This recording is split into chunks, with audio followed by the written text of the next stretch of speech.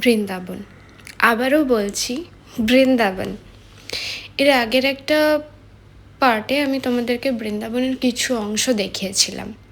এই যে মন্দিরটা দেখছো, এই মন্দিরটা কিন্তু আগের পার্টে তোমাদেরকে দেখানো হয়েছে। এটা কিন্তু শ্রীকৃষ্ণ এবং বলরামের মন্দির। এখানে রাধাকৃষ্ণের মূর্তিও আছে। আর এই মন্দিরের ব্যাপারে তোমাদের একটা ভীষণ ইম্পর্টেন্ট ইনফরমেশন দিয়েছিলাম, যে মন্দিরটা ঘুরে দেখতে এবং স্পেশালি একটা জায়গায় প্রবেশ করতে কিন্তু 108 বার হরে কৃষ্ণ নাম জপ করতে হয়। এটার মাধুর্যই আলাদা। আর তারপরে কিন্তু বাকি আর যে মন্দির ছিল, সেই মন্দিরগুলোর মধ্যে বৃন্দাবন আসার আগে সবার প্রথম যে মন্দিরটা মাথায় আসে কি বলতো? হ্যাঁ, বৃন্দাবনের সেই প্রসিদ্ধ প্রেম মন্দির, যেটা দেখার জন্যই কিন্তু সবার আগে বৃন্দাবনের নামটা অনেকেই করে থাকে। বৃন্দাবনের যে আরও অনেক মন্দির আছে, হয়তো অনেকের অজানা সেগুলো, কিন্তু প্রেম মন্দিরটা কিন্তু কারুরই অজানা নয়। আমি শেষ যে মন্দিরটা ঘুরেছিলাম সেটা প্রেম মন্দির। এই মন্দিরটাও অপূর্ব সুন্দর দেখতে। আর এখানে কৃষ্ণের লীলার অদ্ভুত 3D কারুকার্য কিন্তু চারিদিকে করা আছে। আমি বিকালের টাইমটা এসেছিলাম, যে কারণে একটু বেশি ভিড় ছিল। হয়তো বা সবসময় এতটা ভিড় থাকে না, আমারও ঠিক জানা নেই যে কোন টাইমে ভিড় কম থাকবে। বাট এখানের যে কারুকার্য, সেগুলো কিন্তু অপূর্ব সুন্দর।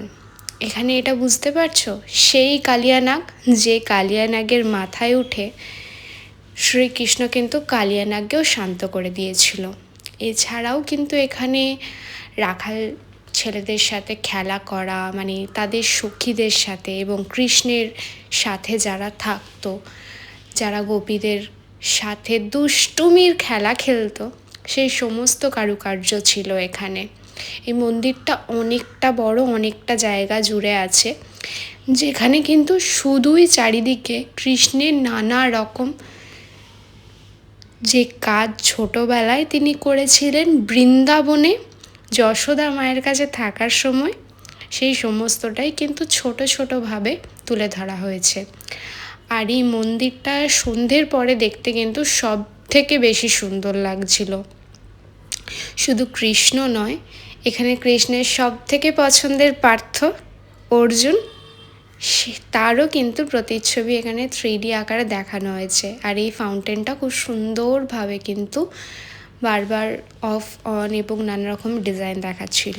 এখানে শ্রীকৃষ্ণের পঠন পাঠন শিলা দেখাচ্ছিল, যেখানে তিনি বাকিদেরকে শিক্ষা দিচ্ছিলেন। আর এই হচ্ছে সন্ধ্যের পরে মন্দিরের কালার। যদিও পুরোপুরি সন্ধে হয়নি, বাট সমস্ত লাইটসই অন হয়ে গেছিলো।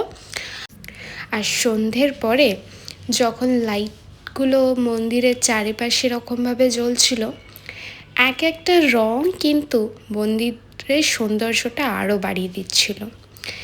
আর ঢুকতেই কিন্তু এই দিকেই গোবর্ধন পর্বতও আছে, যেটা শ্রীকৃষ্ণ তার কড়ি আঙ্গুলে করে তুলে ধরেছিল এবং সমস্ত গ্রামবাসীকে বাঁচিয়েছিল। হ্যাঁ, গ্রামবাসী বলছি, কারণ এখন হয়তো জায়গাটা অনেক বেশি উন্নত, কিন্তু আজ থেকে কত পুরনো কথা তা কিন্তু সবাই জানে, সেটা কিন্তু গ্রামই ছিল।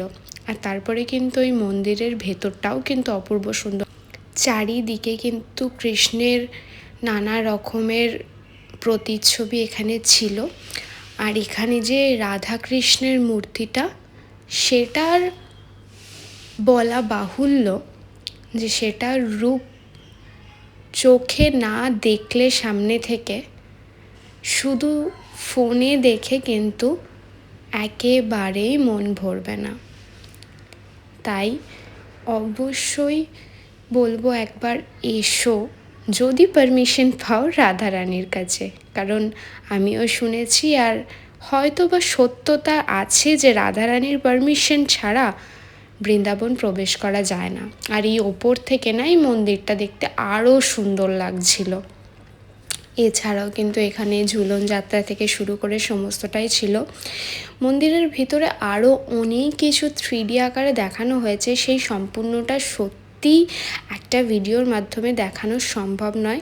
আমার পক্ষে যতটুকু সম্ভব আমি তোমাদের সাথে শেয়ার করলাম। কেমন লাগলো অবশ্যই কমেন্টে জানিও আমার।